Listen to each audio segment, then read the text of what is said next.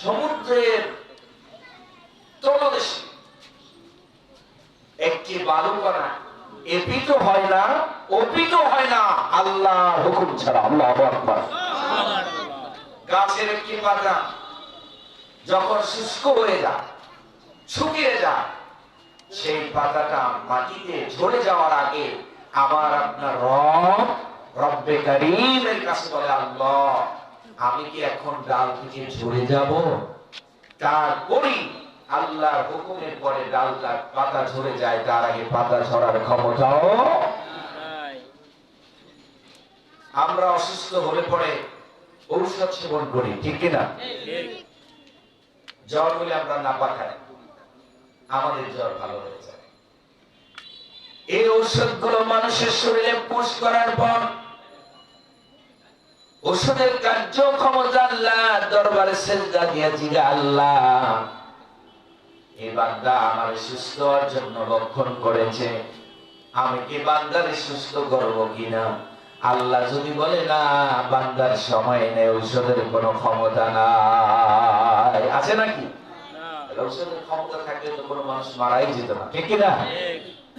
অনেক চেষ্টার পরেও রোগীকে বাঁচানো যায় না। তার কারণটা কোথায় বোঝা গেছে? তো ঔষধকে আল্লাহ নিষেধ করে দেয়, তোমার কার্যক্ষমতা তুমি বন্ধ করে দাও। তাহলে যে আল্লাহ সকল কিছুর হুকুম দাতা, সকল কিছুর পালন কর্তা, সকল কিছুর রহমত দাতা, সে আল্লাহ পাক রব্বুল আলামিন ওই ফেরেশতাদেরকে জিজ্ঞেস করে আমার বান্দার ওখানে কেন গেছে? আল্লাহ জানে না? জানে। তারপরে জিজ্ঞেস করার অর্থ কি? আমাদেরকে সৃষ্টি করার ক্ষেত্রে এই ফেরেশতারা বিরোধিতা করেছিল। তারা বলেছে, আল্লাহ এদেরকে সৃষ্টি করে লাভ নাই, এরা মারামারি পিটাপিটি কাটাকাটি করবে, আমরাই তো ইয়াসফিকুদ্দিমা ওয়া নাহনু নুসাব্বিহু বিহামদিক, আমরাই তো আপনার তাসবিহ তাহলিল পড়ি, তাই এই মানুষগুলো বানাই দরকার। আল্লাহকে এখন তোমরাই বলে এরা কেন গেছে? আল্লাহর ফেরেশতা রব্বুল আলামিন এই মানুষগুলো গেছে আপনার কোরআন শোনার জন্য, আপনার দ্বীন শোনার জন্য। এরা আপনাকে পাওয়ার জন্য এই ময়দানে হাজির হয়ে গেছে। আল্লাহ রব্বুল আলামিন এবার তাদেরকে বলে, আমার ফেরেশতারা, এই মানুষগুলো যদি আমার চেনার জন্য ওখানে যেয়ে থাকে, এই মানুষগুলো যদি কোরআন শোনার জন্য যেয়ে থাকে, তাহলে আমি তোমাদেরকে সাক্ষী রেখে বললাম, ওই ময়দানে আমার কোরআন শোনার জন্য যারা যারা গেছে, আমি আল্লাহ সবাইরে মাফ করে দিলাম। আল্লাহু আকবার। আমরা বসে কি ঠকেছি না জিতেছি? তাহলে আমরা যে স্থানটায় বসেছি, এটির চতুর্দিকে রহমাতের ফেরেশতারা, আমরা হলাম আজকের আল্লাহর মেহমান। আমরা কার মেহমান? কোরআন শোনার জন্য এসেছি, আমরা আল্লাহর মেহমান। আল্লাহর মেহমানকে প্রোটেকশন দেওয়ার জন্য আল্লাহর বাহিনী এসেছে। আল্লাহু আকবার। আপনারা দুনিয়া দেখেন না, কোন রাজনৈতিক প্রোগ্রাম হলে সেই নেতা কর্মীদেরকে প্রোটেকশন দেওয়ার জন্য পুলিশ থাকে, বিজিবি থাকে, র্যাব থাকে, প্রয়োজন হইলে আরো কিছু থাকে, থাকে না থাকে? এরপরে মারামারি পিড়াপিড়ি আছে না নাই? কিন্তু শুনেছেন কোন তাফসীর মাহফিলে এই শ্রোতারা মারামারি করেছে? এরকমের নজির আছে নাকি? তাহলে কেন হয়? লক্ষ লক্ষ মানুষের সমাগম, সেখানে মারামারি নাই কেন? সেখানে তার নিরাপত্তার জন্য আমার আপনার রব্বুল আলামিনের বাহিনী নাযিল হয়ে যায়। আল্লাহু আকবার। আমাদের দাম কম না বেশি? আর যারা মাইকের আওয়াজ শুনেও আসতে পারেন নাই, তাদের জন্য আসলে মনে হয় খবর একটা ভালো হবে না, ঠিক কিনা? কোরআন শোনার পরে কোরআনের সম্মানার্থে ওই মজলিসে আসতে হয়, এটা হলো কোরআনের আদব। তাহলে কোরআন আমাদেরকে সুপারিশ করবে আল্লাহর দরবারে ইনশাআল্লাহ। যে ভাইরা এখনো আসেন নাই, আমি তাদেরকে হৃদয় থেকে কোরআনের দিকে দাওয়াত দিচ্ছি, কোরআন শোনার জন্য আসার জন্য ইনশাআল্লাহ। এখানে কথা হবে আল্লাহর, কথা হবে কোরআনের, ঠিক না? এই কথার চেয়ে আর কোনো দামি কথা আছে?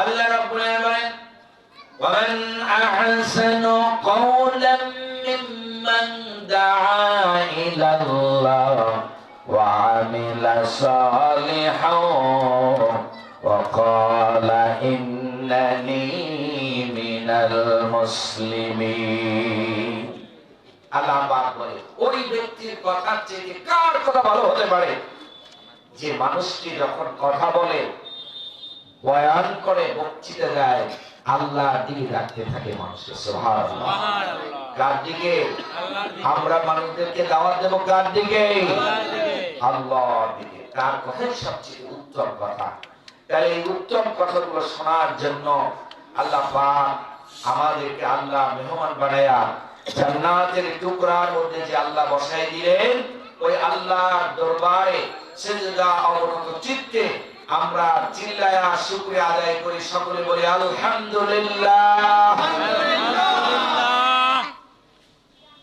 ঈশানের ভাইরা মনে অসন্তুষ্ট হয়ে গেছেন আমার উপরে আপনারা একটু জবান করে পড়েন না সকলে আলহামদুলিল্লাহ রব্বানা লাকাল হামদ হামদান কাসীরান طيبا مباركا فيه يا ربي لك الحمد كما ينبغي لجلال وجهك وعظيم سلطانك সকল অবস্থায় শুকরিয়া আদায় করব কার আল্লাহ বিপদের মধ্যে কার আল্লাহ সুখের ভিতরে কার আল্লাহ ভাত খাওয়ার পরে কার আল্লাহ পান খাওয়ার পরে কার আল্লাহ সিগারেট খাওয়ার পরে কার সিগারেট খাওয়ার পর আল্লাহ শুকরিয়া আদায় করবেন সিগারেট খাওয়া মুস্তাহাব না সুন্নাত হ্যাঁ মুস্তাহাব সিগারেট খাওয়ার ভাই এখানে নাই ইনশাআল্লাহ এটা আপনাদের ছেড়ে দেব ইনশাআল্লাহ সাথে পারবো তো কে কে পারবো হাত জায়গায় বিলাই রাখবে আল্লাহু আকবার এটা একটা বেকাতে বালাই দিছে তাই না যে হুজুর আমরা তো খাই না তাহলে হাত জায়গা হবে না আচ্ছা যে ভাইরা খায় তাদের পক্ষে আমরা হাত জায়গা না তারা আর খাবে না ইনশাআল্লাহ সিগারেট খাইলে তো শরীর থেকে খুব একটা সুঘ্রাণ আসে নাকি হ্যাঁ আল্লাহ আল্লাহ কাঁচা পেঁয়াজ রসুন খায়া মসজিদে যাওয়া নিষেধ আছে কাঁচা পেঁয়াজ রসুনের গন্ধ আরেক ভাই কষ্ট পেতে পারে এজন্য আল্লাহ রাসূল বলেছেন কাঁচা পেঁয়াজ খাওয়া নিষেধ না কাঁচা রসুন খাওয়া নিষেধ না কিন্তু খেয়ে ওয়াশ না করে মসজিদে যাওয়া নিষেধ কিসের জন্য আরেক ভাই কষ্ট পাবে তাহলে বলেন তো পেঁয়াজের গন্ধ বেশি না সিগারেটের গন্ধ বেশি কয়েকশো গুণ বেশি শুধু দেশি নয় সিগারেট যে খায় হাতের মধ্যে থেকে গন্ধ আসে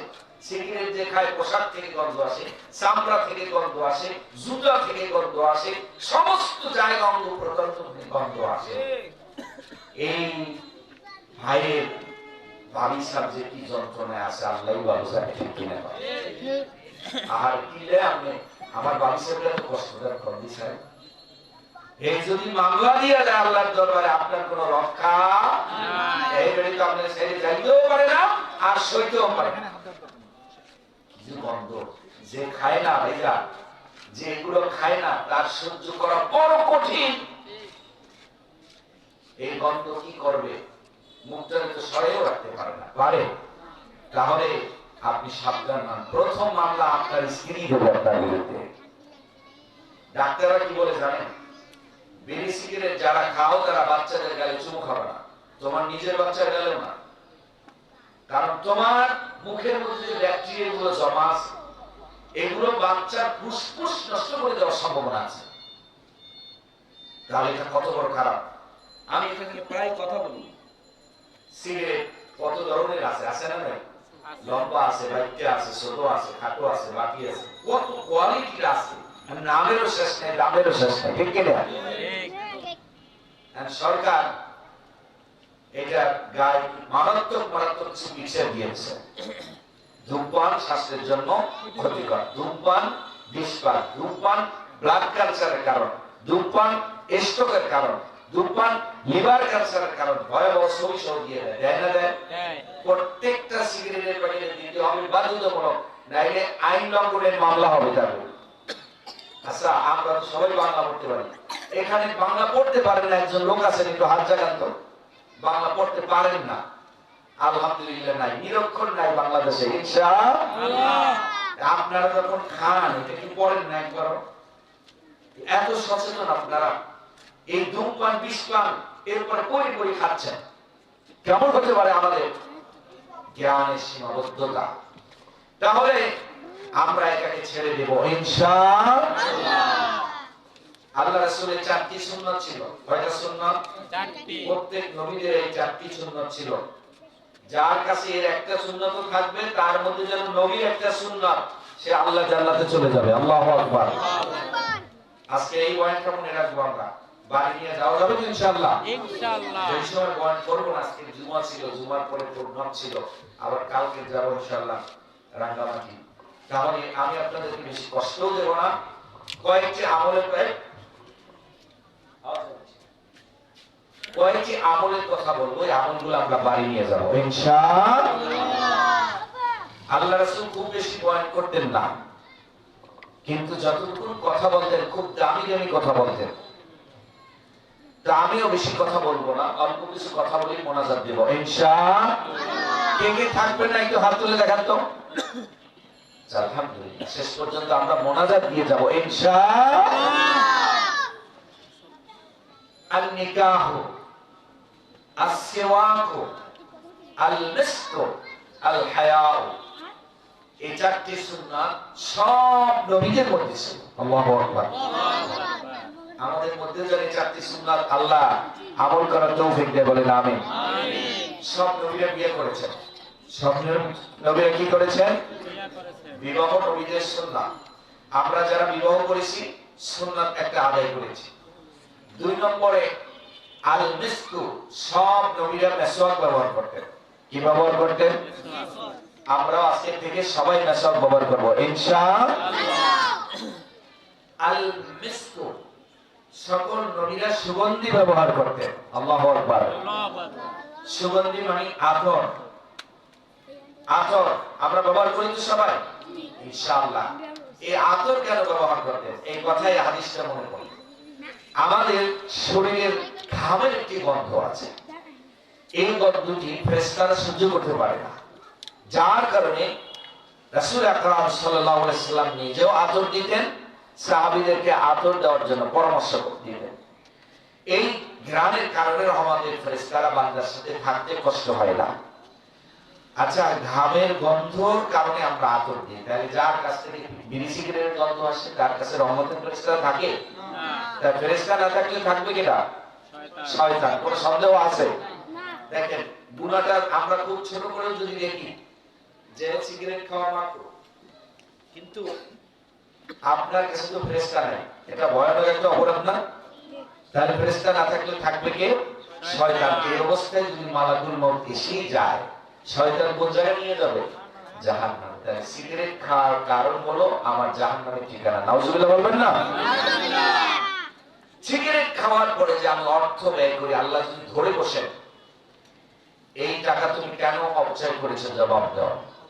দেওয়া যাবে না ইনশাআল্লাহ। তাহলে আমরা রহমতের ফেরেশতাকে সাথে রাখবো, শয়তানকে দূরে সরাই দেব ইনশাআল্লাহ। ওই কথা ওখান থেকে। এরপরে 4 নম্বর হলো হায়া। সকল নবীদের লজ্জা ছিল। লজ্জা, লজ্জা বুঝেন তো? লজ্জা, যার লজ্জা নাই তার কিছুই নেই। যে ব্যক্তি ফাহিশা কথা বলে তার লজ্জা নাই, যে ব্যক্তি মিথ্যা কথা বলে তার লজ্জা নাই, যে ব্যক্তি হাঁটুর উপরে কাপড় পরে তার লজ্জা নাই। এই জিনিসগুলো যার মধ্যে আছে তার মনে করতে হবে লজ্জা নাই। যারা কথায় কথায় ফাহিশা কথা বলে, অশ্লীল কথা বলে, ওই ব্যক্তির কি নাই? লজ্জা। অনেকে নেংটি পড়ে আর হাফ প্যান্ট পরে, হাফ প্যান্ট হাঁটুর উপরে পান। এখন আমার কিছু যুবক ভাইয়েরা, ডিজিটাল যুগের ভাইয়েরা, তারা রাতের বেলায় বিশেষ করে হাফ প্যান্ট পরে রাস্তায় ঘোরাফেরা করে। এই এলাকায় না ইনশাআল্লাহ, কিন্তু আমি বিভিন্ন জায়গায় দেখেছি হাঁটুর উপরে যদি কাপড় উঠে যায়, প্যান্ট পরে, কবিরে গুনাহ, কবিরে গুনাহ। কি গুনাহ? এখন এখানে আরেকটা ফতোয়া আমি দিয়েছি। এখন কিছু প্যান্ট বের হয়েছে, যে প্যান্টগুলো আপনি চাইলেও নাভির উপর উঠাইতে পারবেন না। এটা বানাইছি এইভাবে, এদিকে বাইরে পড়ে। রুকু বা সিজদা দিতে গেলে পিছনে নিতম্বের কিছু অংশ দেখা যায়। তার মানে হলো গেঞ্জিটাও শর্ট, শার্ট পরে তাও শর্ট, প্যান্ট উপরে উঠতেই পারবে না, সেজদা দিকে গেলে পিঠের অংশ দেখা যায়, এই ধরনের যদি কারো হয় তার নামাজ সাথে সাথে নষ্ট হয়ে যাবে। তাহলে আমার আপনার নবীজি যে আদর্শের পোশাকের মানদণ্ড দিয়েছে, আমরা সেটা করলেই সব জায়গায় কামিয়াবি। আর ইহুদি খ্রিস্টানরা যে পোশাক আমাদের মাঝে আবিষ্কার করে দিয়েছেন, এটা বললে আমাদেরকে জাহান্নামে যেতে হবে, কোনো সন্দেহ। তাহলে এই চারটি আমল আমরা করব ইনশাআল্লাহ। ভাইরা আমার, আমি আবার মূল আলোচনা দিকে যাচ্ছি ইনশাআল্লাহ। আমার ভাই এই মাদ্রাসার পরিচালক কারি মোহাম্মদ আবু জার সাহেব আমার বন্ধু মানুষ, উনি মাদ্রাসা শিক্ষার গুরুত্ব নিয়ে কিছু কথা বলার জন্য বলেছেন। তাই এটা যেহেতু কোরআনের মাদ্রাসা, এখানে বাচ্চারা কোরআন শেখে, আমরা আজকে কোরআন নিয়ে কিছু কথা বলবো ইনশাআল্লাহ। কোরআন আমরা কে কে পড়তে পারি একটু দয়া করে হাত তোলেন। কোরআন শরীফ পারি কে কে? হাত নামান, তাহলে বোঝা গেল বাকিরা পারে না। কোন রকম 33 মার্ক পেয়ে পাস করছেন এখানে যারা আছেন। আল্লাহু আকবার, কি দুঃখজনক কথা, আমরা 90 ভাগ মুসলমানের দেশ, কিন্তু কোরআন শরীফ পড়তে পারি না। যদি দুঃখ কিছু আছে কম দিচ্ছেন। আল্লাহ আল্লাহ আল্লাহ যদি ধরেন, বান্দা তুমি কোরআন শরীফ কেন পারো নাই, কোন জবাব আছে? জবাব দেওয়া যাবে? কোরআন শরীফ পড়া সুন্নাত না নফল? কোরআন শরীফ পড়া সুন্নাত না নফল? কোরআন শরীফ পড়া কি আমরা সেটা জানি। আল্লাহ রাব্বুল আলামিন বলেন, বিসমি রাব্বিকাল্লাযী খালাক। কোরআন শরীফের 6666 আয়াতের প্রথম আয়াত এটা। সূরাটার নাম হলো সূরা আলাক। প্রথম আয়াতটা আল্লাহ রাব্বুল আলামিন দুনিয়ায় নাযিল করেছেন। এখানে আল্লাহ বলেছেন ইকরা পড়ো, পড়তে হবে তোমাকে, পড়তে হবে তোমার রবকে জানার জন্য, তোমার দ্বীনকে চেনার জন্য, তোমার ইসলামকে বোঝার জন্য তোমাকে পড়তে হবে। পড়া ছাড়া তোমার আর কোনো গতি নাই। তাহলে আমরা বুঝলাম কোরআন পড়া কি। আল্লাহ রাব্বুল আলামিন কিয়ামতের ময়দানে ওই যারা কোরআন পড়ে নাই, কোরআন যারা জানে না, তাদের অবস্থাটা কি হবে আমার ভাইরা? বড় পরিতাপের ব্যাপার হবে সেদিন। আজকে আমরা সময় পাইও কোরআন পড়ি না, এটা বড় আফসোসের ব্যাপার। আমার আপনার রব রব্বুল সূরা তাহার মধ্যে বলেছেন, ওয়ামান আরাদা আন যিকরি ফাইন্না লাহু মাঈশাতান দাকা। কাল কিয়ামতের ময়দানে আল্লাহ তাদেরকে বলবেন, যে ব্যক্তি আমার কোরআন থেকে মুখ ফিরিয়ে নিয়েছিল, যে ব্যক্তির মধ্যে কোরআনের ইলম নাই, যে কোরআন পড়তে পারে না, ফাইন্না লাহু মাঈশাতান দাকা। আল্লাহ রাব্বুল আলামিন তার জীবনটার মধ্যে দঙ্কা বাঁধিয়ে দেবেন। কথা বুঝে গেছে? আজকে একটা বাসায় যাওয়া ছিল, আমি নাম বলতেছি না, নাম ছাড়া বলা যায়, নাম ছাড়া বলা যায়। এখন কি আশা করে বেচারা দাওয়াত দিছে, কিন্তু ঘরের বিবি সাহেব এমন পেগম ধরেছে, ভাতি রান্না করে দেয়। শান্তি আছে না? আল্লাহ বলে খোঁজ নিয়ে দেখলাম যে হেই বেড়া জুমার নামাজও পড়ে দেয়। আমি জানবো কেমন, আমার তো দাওয়াত দিছে। এখন দাওয়াত দিলে তো দাওয়াত নিতেও হয়, যাইয়া না বুঝবো কি করে বেটা, তারপরে দাওয়াত দিতে হবে নাকি বলেন? এবার বললাম ভাই কোরআন পড়েন, কই না, আপনার বিবি সাহেব জানে না। এবার হিসাব মিলে যান, এই বাসারা হইলে সিএনডব্লিউর একজন ভালো অফিসার, মোটা অঙ্কের বেতন পায়, মোটা অঙ্কের ঘুষও খায়।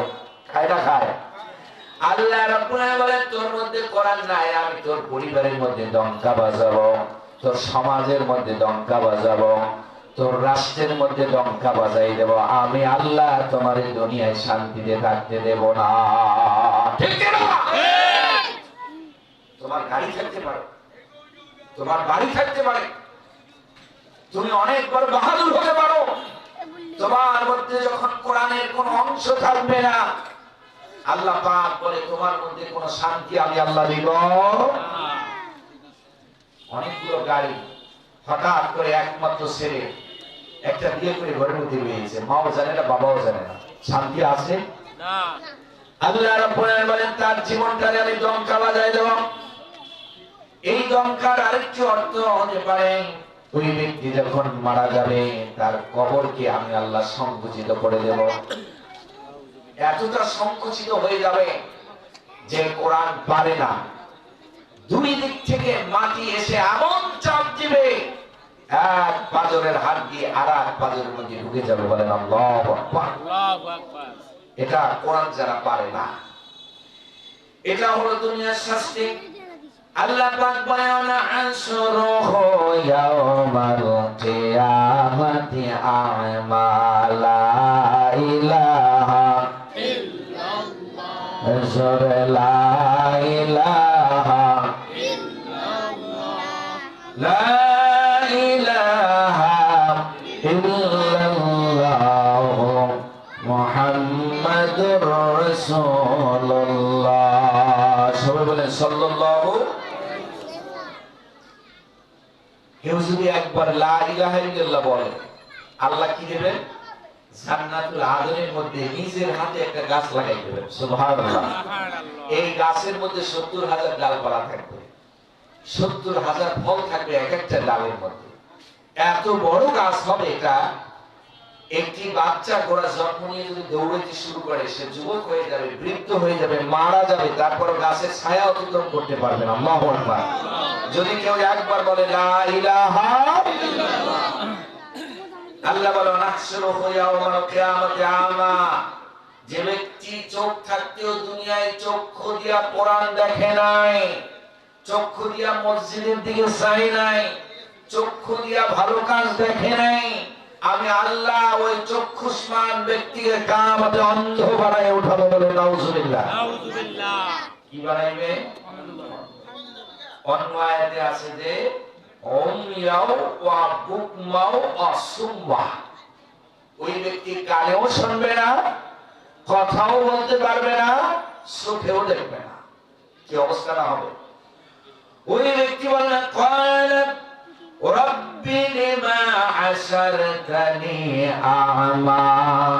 ও আমার রব, ও আমার আল্লাহ, আমি তো দুনিয়ায় অন্ধ ছিলাম না, আমি তো দুনিয়ায় কথা বলতে পারতাম, আমি দুনিয়ায় চক্ষুষ্মান ছিলাম, আজ আমি কথাও বলতে পারি না, আমি চোখেও দেখি না, আমি কানেও শুনি না। আল্লাহ, অবস্থা আমার কেন হলো? এবার আল্লাহ রাব্বুল আলামিন ওই ব্যক্তিকে বলবে ক্বালা কাযালিকা আতাতকা আয়াতুনা ফানাসিতাহা। আল্লাহ রাব্বুল আলামিন বলবেন ও আমার বান্দা, আজ আমি তোমারে কেন অন্ধ বানাইলাম, আজ আমি তোমারে কেন বোবা বানাইলাম, বধির বানাইলাম?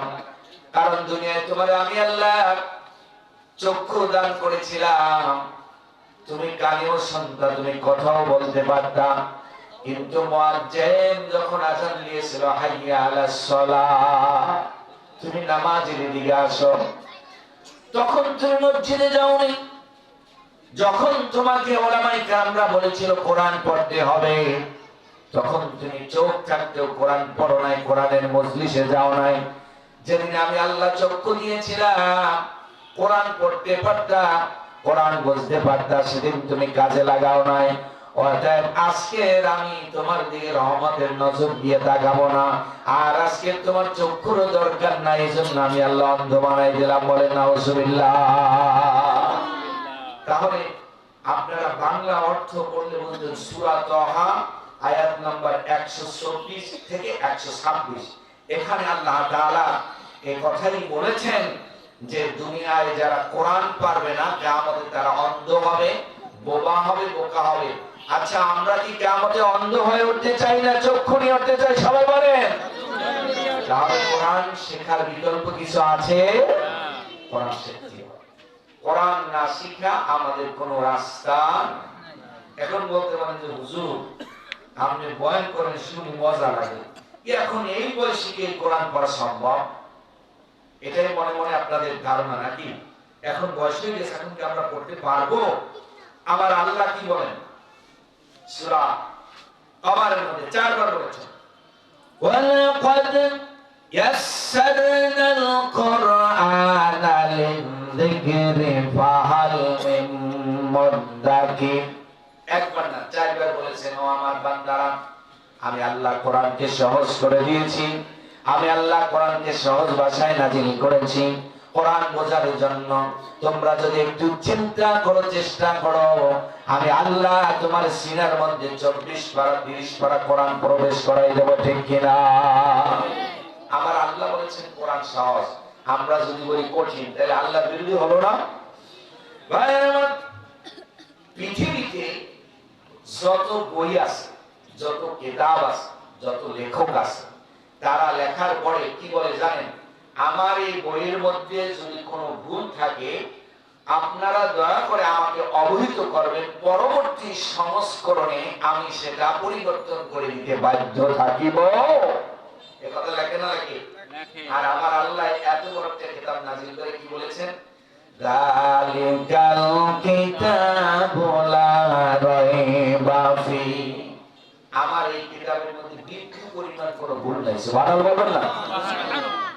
তাহলে পৃথিবীতে কোন গ্রন্থের হাফেজ নাই, একমাত্র কোরআনের হাফেজ ছাড়া। এই পৃথিবীর মধ্যে 1 কোটি 2 কোটি নয়, বর্তমানে 10 কোটির উপরে কোরআনের হাফেজ আছে, বলেন আল্লাহু আকবার। বাংলাদেশের উপরে আল্লাহর কি রহমত! বাংলাদেশে এত ছোট বয়সে হাফেজ হয়। আমি সেদিনকে একটা পত্রিকায় দেখলাম, এই ছেলেটার বয়স মাত্র 7 বছর। কত বছর বলেন? 7 বছরে এই ছেলেটা মাত্র 9 মাসে পুরো কোরআন শরীফ মুখস্থ করে ফেলেছে। আল্লাহু আকবার। তাহলে আল্লাহর কোরআন এত সহজ। আল্লাহ যখন মানুষকে জান্নাত দিবে, বলবে বান্দা এবারে তুমি উঠতে থাকো, কিন্তু জান্নাতে কোনো লিফট থাকবে না। কি থাকবে না বলেন তো? আল্লাহ কিছু বলবে, আল্লাহ জান্নাত উঠবো কেমনে? বলবে বান্দা তুমি তেলাওয়াত করো, এক একটা আয়াত পড়বে, আর বান্দারা এক একটা তলার মধ্যে উঠে যাবে। আল্লাহু আকবার।